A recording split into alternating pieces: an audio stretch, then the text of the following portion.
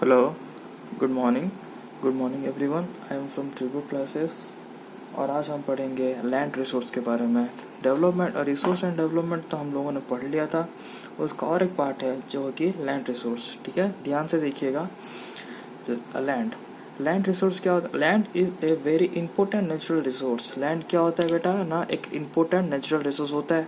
ठीक है, क्यों होता है इंपॉर्टेंट नेचुरल रिसोर्स ना? It support natural vegetations, wild life, human life, समझ गए, and various economic activities. Land क्यों एक इम्पोर्टेंट नेचुरल रिसोर्स है ना? सभी चीज़ें लैंड में ही होती है, हमको पता है।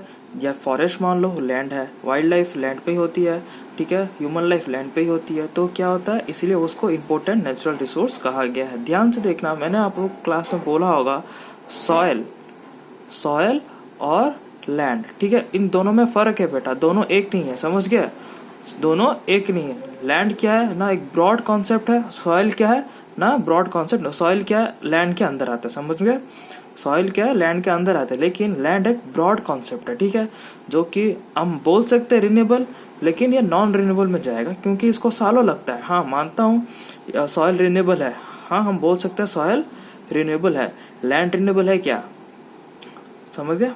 अब देखो, इतना समझ में आ गया। Natural vegetation, wild life, human life, various economic activities. ठीक है, अब आता है इंडिया जोग्राफिकल एरिया। देखो, इंडिया जोग्राफिकल एरिया लैंड में कितना है ना बेटो? 43% जो है वो प्लेन एरिया है। इंडिया में 43% क्या है ना? Plain area. 27% plateau, 30% mountain. समझ गए? 30% कितना होता है हमारा ना? माउंटेन एरिया होता है। ठीक है, ये क्लासिफिकेशन, ये क्या है? क्लासिफिकेशन, समझ गए? क्लासिफिकेशन है किसका? इंडियन ज्योग्राफिकल एरिया ना। लैंड रिसोर्स कितना है ना? प्लेन है 43%, प्लेट्यू है 27%, माउंटेन है 30%। ठीक है, अब हम पढ़ेंगे land utilization. In India land resource are used for following purposes. मतलब किन किन कामों में लैंड रिसोर्स यूज होता है। ठीक है, ध्यान से देखिएगा, किन किन कामों में लैंड रिसोर्स यूज होता है। पहला है फॉरेस्ट। ठीक है, हमको पता है फॉरेस्ट, ये कॉमन सेंस है। फॉरेस्ट लैंड फॉरेस्ट कहाँ होता है? लैंड में उगता है, तो ये फॉरेस्ट के लिए भी यूज होता है। अब ध्यान से देखो, land not available for cultivation. Land not available for cultivation मतलब क्या समझते हो ना? कल्टीवेशन के लिए, एग्रीकल्चर या फिर कोई प्राइमरी एक्टिविटीज के लिए उसे यूज नहीं किया जाता। ठीक है, तो कौन कौन सा लैंड होता है ना? बैरेन लैंड और वेस्टलैंड। मतलब जो बंजार भूमि होता है, बंजार भूमि समझ में आया? मतलब जो जिसमें खेती नहीं हो सकता, पॉसिबल ही नहीं है, उसे क्या बोलते हैं हम लोग? बैरेन लैंड, समझ गए?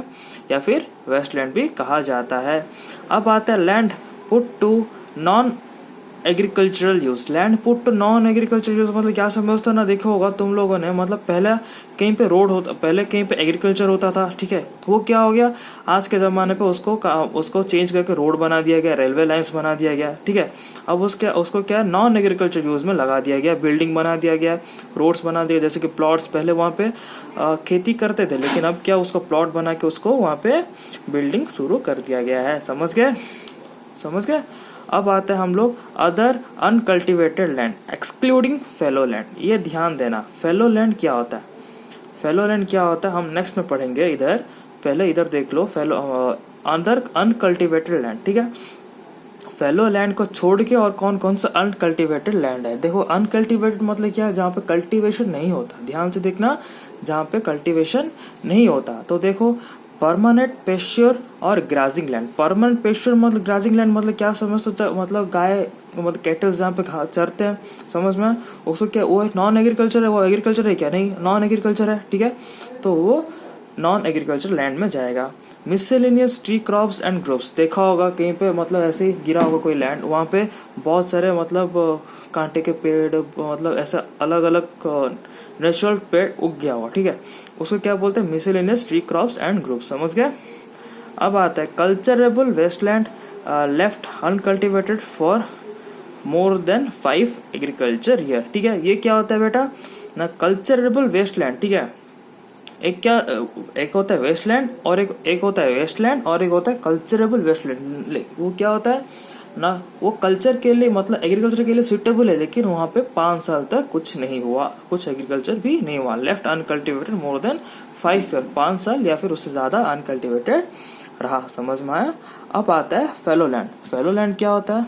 देखो fallow land, a piece of land, ध्यान से देखना, a piece of land, a piece of land that is normally used for farming but that is left with no crop on it। समझ गए? a piece of land that is normally used for farming, farming के लिए use होता है लेकिन उसे बहुत दिन तक अनकल्टिवेटेड रखा गया। क्यों? It is left for recovery for its fertility, वो ताकि वो अपना फर्टिलिटी को रिकवर कर सके। ये इंपॉर्टेंट है, ठीक है। फेलो लैंड वो लैंड होता है जहाँ पे अनकल्ट मतलब बहुत दिन तक या फिर 1 साल में या 2 साल में कुछ कल्टिवेटेड नहीं हुआ। क्यों नहीं हुआ? ना उसको रिकवरी फर्टिलिटी रिकवरी करने के लिए उसको छोड़ दिया जाता है। एक लैंड में बार बार हम एग्रीकल्चर करेंगे तो उसका फर्टिलिटी चला जाएगा, तो इसलिए क्या करते हैं हम 1-2 साल तक उसे ऐसे ही बंजारा छोड़ देते हैं ताकि वो फर्टिलिटी फिर से वापस बना सके। समझ में आ गया? कुछ डाउट है इतना? कुछ देखो, मैं जितना हो सके इतना पढ़ा रहा हूँ, अगर कुछ डाउट है तो प्लीज ग्रुप में पूछिएगा। समझ गए? अब हम पढ़ेंगे, देख लो, करंट फेलो।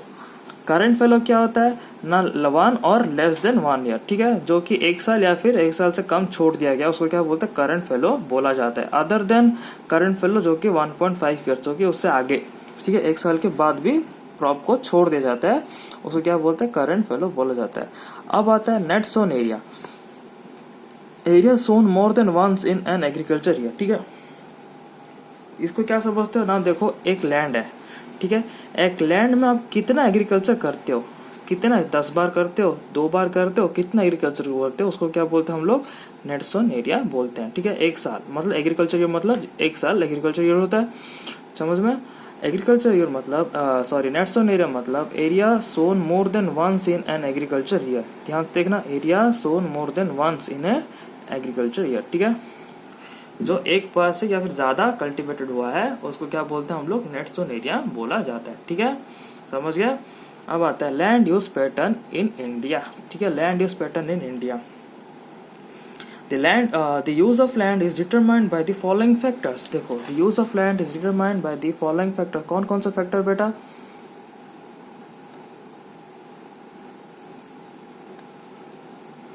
देखो, फिजिकल फैक्टर जैसे कि climate, soil type, topography. Climate कैसा बेटा? ना land use pattern in India, physical factor कैसे ना, जिस जगह पे वर्षा ज्यादा होगी, ठीक है, जिस जगह पे वर्षा ज्यादा हो रही होगी या फिर मॉडरेट होती होगी, वहां पे एग्रीकल्चर सूटेबल होगा, वहां पे एग्रीकल्चर सूटेबल होगा, तो वहां पे लैंड भी यूज ज्यादा होगा। समझ में आ गया? सॉइल टाइप मतलब क्या समझ रहे हो बेटा?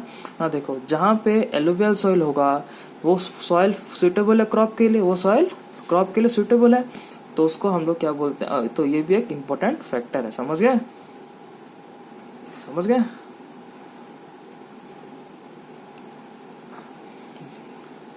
ठीक है। अब देखो, टोपोग्राफी। टोपोग्राफी, ठीक है, मतलब रिलीफ, इसको हम रिलीफ भी बोलते हैं, ठीक है। रिलीफ जैसे कि माउंटेन एरिया है या प्लेन एरिया है, माउंटेन एरिया है, ठीक है, कहाँ पे पॉपुलेशन ज़्यादा है, कहाँ पे कम है, उस पर भी डिपेंड करता है। अब आता है ह्यूमन फैक्टर। ह्यूमन फैक्टर में आता है population, density, cultural, traditional and technological capacity. Population कैसे बेटा? ना पॉपुलेशन जहाँ पे ज़्यादा पॉपुलेशन होगा वहाँ पे लैंड यूज भी ज़्यादा होगा, ठीक है। डेंसिटी भी जहाँ पे ज़्यादा होगा वहाँ पे लैंड यूज ज़्यादा होगा। कल्चर, जहाँ पे अच्छा कल्चर होगा वहाँ पे भी लैंड यूज ज़्यादा होगा। ट्रेडिशन, ये दोनों इंटरलिंक होता है, ठीक है, ये दोनों इंटरलिंक है, ठीक है। पॉपुलेशन, डेंसिटी, ठीक है, ये दोनों इंटरलिंक है।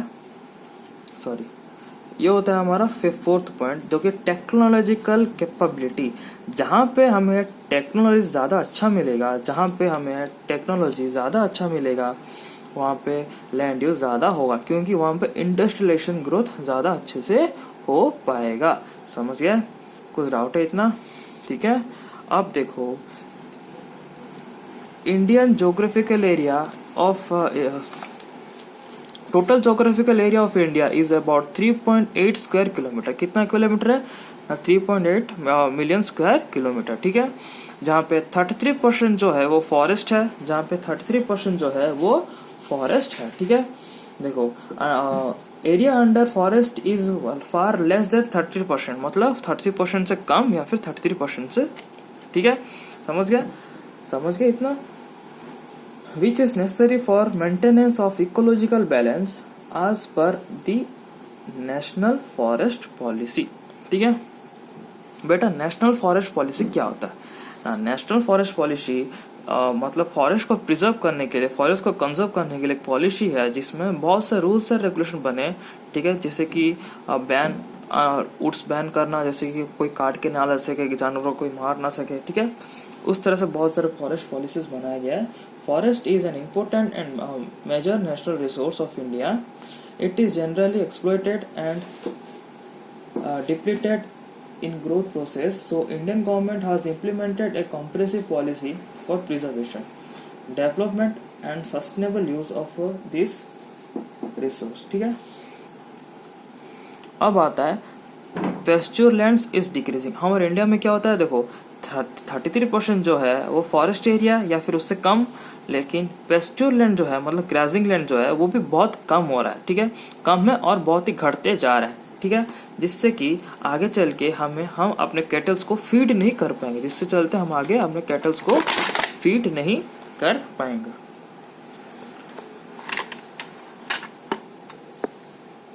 जो कि सबसे बड़ा प्रॉब्लम होने वाला है आने वाले समय में।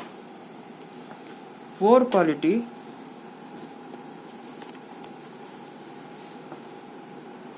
अब आता है पुअर क्वालिटी और कॉस्ट इज वेरी हाई। ठीक है, पुअर क्वालिटी और कॉस्ट इज वेरी हाई।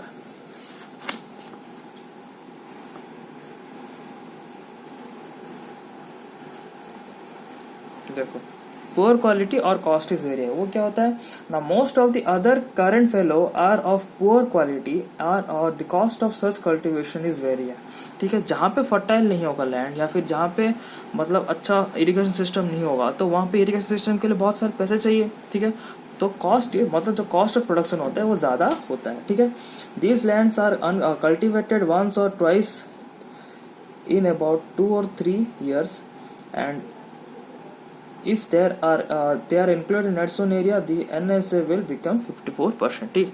ठीक है, हाँ देखो जो करंट फेलो लैंड है वो क्या होता है, 3 या 4 साल में बस 1-2 बार ही क्रॉप उगता है। ठीक है, जो करंट फेलो होता है वो क्या होता है ना, 3 या 4 साल में 1-2 बार ही करंट फेलो मतलब क्रॉप उगाया जाता है। अगर वो नेट जोन एरिया में कैलकुलेट किया जाएगा तो हमारा नेट जोन एरिया कितना हो जाएगा टोटल ना, 54% हो सकता है। ठीक है, लेकिन उसको कैलकुलेट नहीं किया जाता अभी तक। समझ में आया? अब देखो net zone area in different states. ठीक है, net zone area in different states. ठीक है, net zone area in different states 80% in Punjab and Haryana because of better agriculture facilities. ज्यादा किधर है ना, पंजाब और हरियाणा में ज्यादा है। क्यों? रीजन क्या है ना, बेटर एग्रीकल्चर फैसिलिटीज, वहाँ पे अच्छा एग्रीकल्चर फैसिलिटीज है, इसलिए वहाँ पे नेट जोन एरिया ज्यादा अच्छा है। समझ में? Less than 10% in Arunachal Pradesh, Manipur, Mizoram and Andaman Nicobar etcetera. क्यों ना, वहाँ पे सुटेबल नहीं है एग्रीकल्चर के लिए। ठीक है, तो वहाँ पे लैंड यूज ज्यादा अच्छा नहीं है। ठीक है, continuous use of land with continuous use of land without conservation measures can create land degradation। अगर हम बार बार ही उससे लैंड को यूज करेंगे बिना कंजर्वेशन मेथड के, तो लैंड क्या होगा, डिग्रेड होता जाएगा, कमते जाएगा, घटते जाएगा, उसका क्वालिटी कम होता जाएगा। समझ में आएगा? ठीक है ना, मेजर रीजंस क्या है लैंड डिग्रेडेशन का और क्यों कैसे कंजर्व किया जा सकता है वो हम पढ़ रहे हैं, देख लीजिए। ठीक है, समझ में आ गया? अब देखो ना मेजर्स क्या है या फिर रीजन क्या है, कॉजेस क्या है। देखो लैंड डिग्रेडेशन। ठीक है, land degradation and conservation methods. ठीक है, कॉजेस क्या है ना बेटा, पहला कॉजेस है जो कि इंपॉर्टेंट कॉजेस है वो क्या है, डिफॉरेस्टेशन। ठीक है, डिफॉरेस्टेशन देखो हम पेड़ काट देते हैं, पेड़ काटने से क्या होता है ना, देखा होगा तुम लोगों ने, नॉर्मल देख लो, पेड़ का जो बड़े बड़े पेड़ होते हैं वो क्या होता है, लैंड को जकड़ के रखते हैं। वो क्या होता है, लैंड को जकड़ के रखते हैं ताकि वो लैंडफॉल। अगर हम पेड़ काट देते हैं तो सॉइल क्या होगा ना, सॉइल लूज हो जाएगा। ठीक है, सॉइल क्या हो जाएगा ना, लूज हो जाएगा, जिससे कि लैंड डिग्रेड हो सकता है। समझ में आया? उसका मेजर क्या है बेटा, देखो उसका मेजर क्या है, ध्यान से देखो उसका मेजर क्या है, एफॉरेस्टेशन। डिफॉरेस्टेशन करने से, एफॉरेस्टेशन करेंगे तो लैंड डिग्रेडेशन कम होगा। ठीक है, अब आता है ओवर ग्रेजिंग। ओवर ग्रेजिंग क्या होता है, देखो गाय जो होता है, गाय क्या करते हैं ना, घास खाते हैं। देखा होगा तुम लोगों ने, जहाँ पे घास होता है ना, नॉर्मल घरों पे भी देखा होगा तुम लोग, या फिर नॉर्मल बाहर ग्राउंड में भी देखा होगा, जहाँ पे घास होता है वहाँ पे पानी जमता भी है तो इतना मतलब फ्लो नहीं होता, ठीक है, मतलब लैंड क्या होता है, लूज नहीं होता, ठीक है। लेकिन नॉर्मल लैंड्स में देखोगे तुम लोग, नॉर्मल लैंड्स में देखोगे तुम लोग, चलोगे इस लैंड पे तो क्या होगा, दब जाएगा, तुम्हारा पैर दब सकता है या फिर तुम्हारा पैर फिसल सकता है। तो क्यों होता है ना, जो लैंड होता है वो लूज हो जाता है, जो लैंड होता है वो लूज हो जाता है। लेकिन जो ग्रास लैंड होता है या फिर जो ग्रेजिंग लैंड होता है, वहां पे देखो प्लेग्राउंड जो होता है या फिर जो भी होता है, वहां पे क्या फिसलते नहीं है, ना कि हम लोग मतलब दब जाता है पैर, क्यों ना, वो लैंड को टाइट करके रखता है, ठीक है, लैंड लूज नहीं होता। तो वो ओवर ग्रेजिंग बहुत मायने रखता है। जब गाय घास खाता है तो क्या करता है, ऊपर का लेयर भी वो अपने साथ उखाड़ के ले जाता है, जिससे कि सॉइल लूज हो जाता है, ठीक है। उसको क्या, उसका मेजर क्या बेटा ना, management of grazing land, management of grazing land, ठीक है। कैसे मैनेज करेंगे ना, नॉर्मल जैसे कि हम लोग पेस्चर लैंड, ठीक है, पार्शियल लैंड सब पढ़ा हुआ तुम लोगों ने ना, आधा आधा डिवाइड कर देंगे, यहाँ ग्रेस करेंगे, यहाँ खत्म होने के फिर से यहाँ, ठीक है, यहाँ तक खत्म होने तक ये फिर से उग जाएगा, समझ में। ऐसा अगर मैनेज करेंगे तो क्या होगा ना, डिग्रेडेशन कम हो सकता है, समझ में आ गया, डिग्रेडेशन कम हो सकता है ना।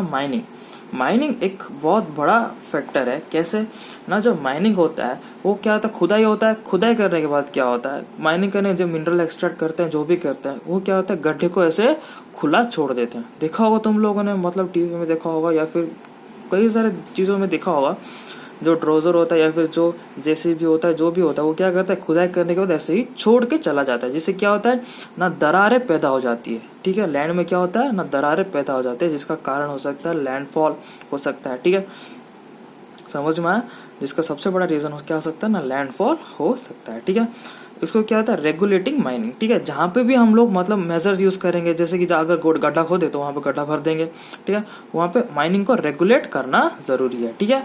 अब आता है ओवर इरिगेशन ना बेटा, ओवर इरिगेशन ना बोलोगे सर, ओवर इरिगेशन तो अच्छा होता है लैंड के लिए, ओवर इरिगेशन क्या होता है ना, लैंड के लिए अच्छा होता है, लेकिन क्या मतलब एग्रीकल्चर के लिए अच्छा होता है, लेकिन ओवर, ध्यान देना, इरिगेशन अच्छा होता है लेकिन ओवर अच्छा नहीं होता, ठीक है। क्यों ना, पानी ज्यादा यूज होगा तो लैंड क्या, लैंड का मतलब जो मिट्टी हो क्या होगा, वो फिश मतलब वॉश होके चला जाएगा, वॉश होके फर्टिलिटी भी उसका लैंड का चला जाएगा, इसके वजह से लैंड डिग्रेडेशन हो सकता है, समझ गए।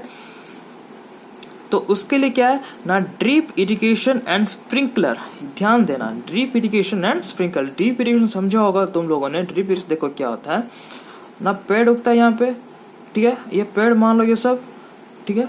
ड्रिप इरिगेशन क्या है ना, क्रॉप तक सिर्फ पानी जाएगा, कहाँ जाएगा, सिर्फ प्लांट या फिर क्रॉप तक ही पानी जाएगा, पानी वेस्ट नहीं होगा, ठीक है। ये कॉस्टली है, एक्सपेंसिव है, लेकिन इससे क्या होता है ना, ज्यादा पानी खर्च नहीं होता, यहाँ पे ही रुकेगा, ठीक है, यहाँ पे ही रुक जाएगा, तो ज्यादा पानी फ्लो होके नहीं जाएगा, ठीक है। या फिर स्प्रिंकलर्स, तो स्प्रिंकलर्स देखा होगा ना, जो पानी बौछारें ऐसे उड़ते उड़ते जाती होगी, स्टेडियम में देखा होगा, जो भी उससे क्या होता है ना, जितना कम मात्रा में पानी सबके पास जाएगा, ठीक है, चारों तरफ जाएगा, ताकि वो फ्लो होके ओवरफ्लो ना ही नहीं होगा, ठीक है। मिनरल्स प्रोसेसिंग इंडस्ट्रीज, ये सबसे बड़ा इंपॉर्टेंट है, ये इसके साथ कनेक्टेड है, माइनिंग के साथ, ठीक है।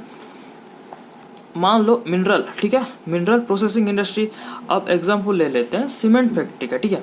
सीमेंट फैक्ट्री, जहाँ पे भी सीमेंट फैक्ट्री है, जहाँ पे भी सीमेंट फैक्ट्री है, वो क्या होता है ना, देखो वो बहुत सारे गैसेस बाहर छोड़ेगा या फिर बहुत सारे जो वेस्ट मटेरियल बाहर छोड़ेगा, ठीक है। उससे क्या होता है ना, लैंड पे वो दब जाएगा, लैंड पे वो विंड के साथ मिलेगा, विंड जब लैंड के साथ कांटेक्ट में आएगा तो क्या होता है, लैंड भी खराब हो जाएगा, ठीक है, लैंड भी खराब हो जाएगा। या फिर मान लो सीमेंट का एक मोटा जो होता है लेयर होता है, वो लैंड में बन जाएगा, ठीक है, लैंड में बन सकता है, जो कि बहुत प्रॉब्लम हो सकता है। उसके लिए क्या, प्लांटेशन ऑफ शेल्टर बेल्स और ग्रोइंग थॉर्नी ब्रुसेस, ठीक है।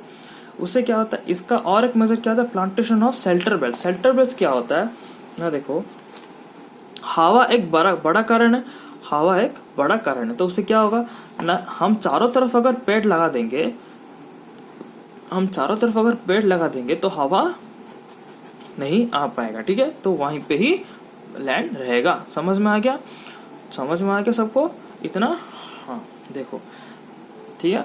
कुछ डाउट है तो जरूर पूछिएगा, आज के लिए बस इतना ही। हम पढ़ेंगे कल सॉइल एज ए रिसोर्स के बारे में, ठीक है। सॉइल एज रिसोर्स बहुत ही इंपॉर्टेंट है, जैसे कि लैंड रिसोर्स इंपॉर्टेंट है वैसे ही सॉइल रिसोर्स भी इंपॉर्टेंट है। लेकिन ध्यान देना, मैंने बार बार कहा है, सॉइल जो होता है वो लैंड के साथ कंपेयर नहीं कर सकते। लैंड ब्रॉड कॉन्सेप्ट है, सॉइल उसके अंदर आता है, ठीक है। सॉइल क्या होता है? रिन्यूएबल रिसोर्स होता है, ठीक है। सॉइल क्या होता है ना? रिन्यूएबल नेचुरल रिसोर्स होता है, ठीक है। हम इसके बारे में कल पढ़ते हैं।